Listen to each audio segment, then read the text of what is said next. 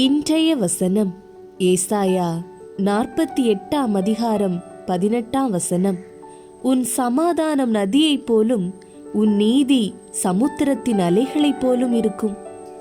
கிறிஸ்துவுக்குள் பிரியமானவர்களே, உங்கள் அனைவருக்கும் என் அன்பின் வாழ்த்துக்கள். ஏன் இந்த வாழ்க்கை இவ்வளவு கஷ்டங்களை எனக்கு தருகின்றது, இவ்வளவு காயங்களை தருகின்றது? இந்த காயங்கள் எப்போது ஆறும்? இந்த துன்பம் எப்போது முடியும்? இவ்வளவு காலமும் நான் கண்ணீர் வடித்துக் கொண்டிருக்கின்றேனே, என்னை தேற்றுவார் யாரும் இல்லையே என்று கலங்கிக் கொண்டிருக்கிறீர்கள் அல்லவா? கலங்காதீர்கள், இனிமேல் உங்களுக்கு சமாதானம் கிடைக்கப் போகிறது. ஆம் பிரியமானவர்களே, கர்த்தர் உங்களை பார்த்து சொல்கிறார். கலங்கிக் கொண்டு அழுது கொண்டு பயந்து கொண்டிருந்த உங்களை பார்த்துதான் சொல்கிறார், உன் சமாதானம் நதியைப் போலும் உன் நீதி சமுத்திரத்தின் அலைகளைப் போலும் இருக்கும் என்று. ஒரு மிகப்பெரிய நடிகர் சொன்னார், நான் அநேக பணங்களை சம்பாதித்து விட்டேன், என்னிடம் கோடிக்கணக்கில் பணம் உள்ளது, ஆனால் எனக்கு 10% கூட என் வாழ்க்கையில் சமாதானம் இல்லை என்பதாக. சமாதானத்தை தேடி அலைந்து திரிகிற ஜனங்கள் ஏராளம். குடும்பத்திலும் சமுதாயத்திலும் சமாதானம் இல்லாமல் அலைந்து திரிகிற ஜனங்கள் கோடிக்கணக்கில் உள்ளனர். சமாதானத்திற்காக அநேக பணங்களை செலவழிக்கிற பெரும் முதலாளிகளும் செல்வந்தர்களும் அரசியல்வாதிகளும் அநேகர் உண்டு. சமாதானத்திற்காக ஜோஷியக்காரர்களை நாள் பார்க்கிறவர்களை தேடி அலைகிற ஜனங்கள் அநேகம் உண்டு. ஆனால் உங்களுக்கோ சமாதானம் நதியைப் போல வரும். சமாதான பிரபு, சமாதான கர்த்தர் உங்களுக்கு நிரந்தரமான சமாதானத்தை தருவார். மாத்திரமல்ல, உங்கள் நீதி சமுத்திரத்தின் அலைகளைப் போல இருக்கும். எனக்கு நீதி கிடைக்கவில்லையே, துன்மார்க்கர்கள் எனக்கு விரோதமாக துன்மார்க்கமாக நீதி செய்கிறார்கள் என்று சொல்கிறீர்களா? வசனம் சொல்கிறது, என்னை நீதிமானாக்குகிறவர் சமீபமாயிருக்கிறார். சமுத்திரத்தின் அலைகள் எப்படி பெரிதாக இருக்குமோ அப்படியாக உங்களுக்கு வரும் நீதி பெரிதாயிருக்கும். சமுத்திரத்தின் அலைகள் எப்படி ஒன்றன் பின் ஒன்றாக தொடர்ந்து வருமோ அதுபோல உங்கள் நீதி விடாமல் ஒன்றன் பின் ஒன்றாக தொடர்ந்து வரும். சமுத்திரத்தின் அலைகள் எப்படி வேகமாக பயணிக்கிறதோ அதுபோல உங்களுக்கு வரும் நீதி வேகமாக வரும். ஒரு நாள் மதியம் நான் ஒரு ஆற்றங்கரையில் அமர்ந்து இடைவிடாத நீரின் அழகை குடித்து இயற்கையின் அழகை ரசித்துக் கொண்டிருந்தேன். இதிலிருந்து கற்றுக்கொள்ள நிறைய இருக்கிறது என்பதை உணர்ந்து வாழ்க்கையின் சலசலப்புகளிலிருந்து நிதானமாக அந்த காட்சியை ரசித்தேன். நதி பாய்ந்தபோது அது சில இடங்களில் கற்பாறைகளையும் பாறைகளையும் எதிர்கொண்டது. ஆனால் அது அதை தடுக்கவில்லை. அது தொடர்ந்து ஓடியது. ஓட்டத்தை எதுவும் தடுக்க முடியாது என்று தோன்றியது. நதி தன் ஓட்டத்தை தொடர்கிறது. அது எல்லா சூழ்நிலைகளிலும் தன்னை புதுப்பித்து கொண்டு தடைகளை தாண்டி தன் பாதையை திருப்புகிறது.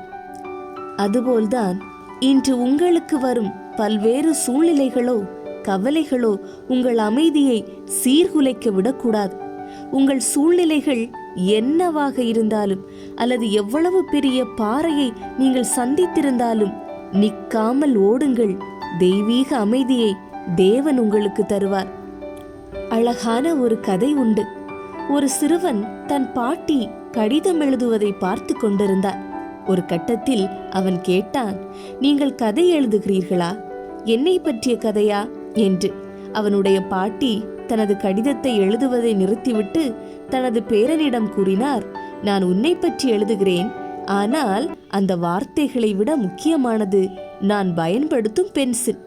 நீ வளரும்போது இந்த பென்சில் போல இருப்பாய் என்று நான் நம்புகிறேன் என்றார். ஆர்வத்துடன் பையன் பென்சிலை பார்த்தான்.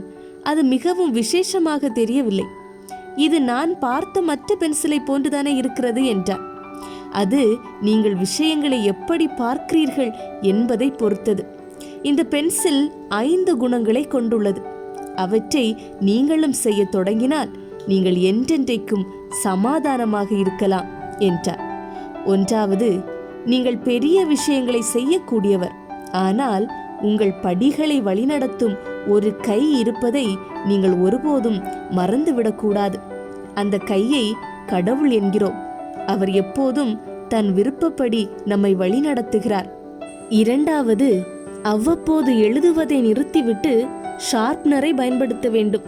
அது பென்சிலை கொஞ்சம் கஷ்டப்படுத்துகிறது, ஆனால் பின்னர் அது மிகவும் கூர்மையாக இருக்கிறது. எனவே நீங்களும் சில வலிகளையும் துக்கங்களையும் தாங்க கற்றுக்கொள்ள வேண்டும். ஏனென்றால் அவை உங்களை சிறந்த நபராக மாற்றும். மூன்றாவது, பென்சில் எப்பொழுதும் எந்த தவறுகளையும் துடைக்க அழிப்பான்களை பயன்படுத்த அனுமதிக்கிறது. இதன் பொருள், நாம் செய்த ஒன்றை திருத்துவது ஒரு மோசமான காரியம் அல்ல, அது உங்களை நீதிக்கான பாதையில் வைத்திருக்க உதவுகிறது. நான்காவது, பென்சிலில் உண்மையில் முக்கியமானது அதன் மரத்தின் வெளிப்புறம் அல்ல, ஆனால் உள்ளே இருக்கும் கிராஃபைட். அதனால் உங்களுக்குள் என்ன நடக்கிறது, உங்கள் மனம் எப்படி இருக்கிறது என்பதை அவ்வப்போது நீங்கள் கவனிக்க வேண்டும். இறுதியாக ஐந்தாவது, அது எப்போதும் ஒரு அடையாளத்தை விட்டு செல்கிறது. ஆம், பென்சில் எழுதி முடித்த பின் தனது அடையாளத்தை விட்டு செல்கிறது. அதே வழியில் வாழ்க்கையில் நீங்கள் செய்யும் அனைத்தும் ஒரு அடையாளத்தை விட்டு செல்லும் என்பதை நீங்கள் அறிந்து கொள்ள வேண்டும். எனவே உங்கள் ஒவ்வொரு செயலிலும் அதை உணர முயற்சி செய்யுங்கள்.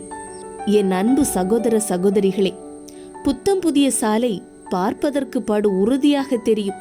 அது பழுதே அடையாது என்றுதான் தோன்றும். ஆனாலும் போக போக விரிசல்கள் ஏற்பட்டு அது குண்டும் குழியுமாய் ஆகிவிடலாம். அதை பழுது பார்த்தால்தான் நம்முடைய உயிரையும் பாதுகாக்க முடியும், சாலையையும் பராமரிக்க முடியும்.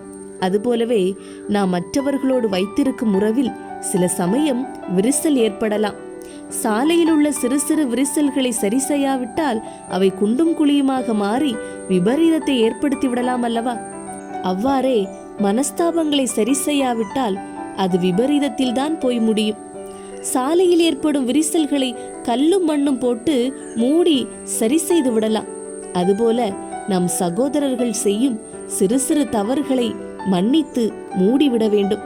அப்படி செய்தால் பெரும்பாலான மனஸ்தாபங்களை சரி செய்து விடலாம். ஏனென்றால் அன்பு திரளான பாவங்களை மூடும்.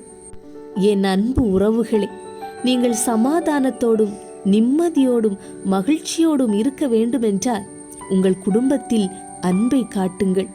வாக்குவாதம் செய்யாதிருங்கள். ஒருவர் செய்த பாவங்களை தவறுகளை மன்னித்து விடுங்கள். அப்பொழுது நீங்கள் என்றென்றைக்கும் சமாதானத்தோடு இருப்பீர்கள். கர்த்தருக்குள் நீங்கள் மகிழ்ந்து களி கூறுங்கள். கர்த்தர் உங்கள் சமாதானத்திற்கு தேவையான ஆசீர்வாதத்தையும் ஐஸ்வர்யத்தையும் கனத்தையும் மகிமையும் கிருபையையும் உங்கள் மேல் தங்க செய்து உங்கள் குடும்பத்தை சமாதானத்தோடு நடத்துவார். ஜெபிப்போம். அன்பின் பரலோக தகப்பனே, உம்மை போற்றுகின்றோம், புகழ்கின்றோம். அப்பா, சமாதானமின்றி நிம்மதியின்றி கண்ணீரோடும் வேதனையோடும் இருக்கும் எங்களை பார். எங்கள் வாழ்விலே ஒரு சமாதானத்தையும் நிம்மதியும் மகிழ்ச்சியையும் தாரும். நாங்கள் எங்கெல்லாமோ சமாதானத்தை தேடி அலைகின்றோம் தகப்பனே, அங்கெல்லாம் எங்களுக்கு அமைதி கிடைக்கவில்லை. சமாதான பிரபுவே நீர்தானையா, உம்மிடம்தானே சமாதானம் இருக்கிறது. எங்களுக்கு தாரும் அப்பா. எங்கள் குடும்பம் சமாதானமின்றி எத்தனையோ வருடங்கள் கண்ணீரோடும் வேதனையோடும் தவிக்கின்றன. எங்கள் குடும்பத்தை கண்பாரும். எங்கள் குடும்பத்தை ஆசீர்வதியும். எங்கள் கண்ணீரை மாற்றும். எங்கள் தடைகளையும் குறைகளையும் மாற்றும். எங்களுக்கு நிம்மதியும் சந்தோஷத்தையும் தாரும் தகப்பனே. உன் துக்க நாட்கள் முடிந்து போகும் என்றீரே தகப்பனே, எங்கள் துக்கங்களையும் கண்ணீரையும் எடுத்து போடும். உம்முடைய அன்பையும் சமாதானத்தையும் எங்களுக்கு தாரும். நீர் தருவீர், நிச்சயமாக தருவீர். நாங்கள் உம்மை நம்புகிறோம். இயேசு கிறிஸ்துவின் நாமத்திலே ஜெபிக்கிறோம் எங்கள் நல்ல தந்தையே. ஆமேன், ஆமேன்.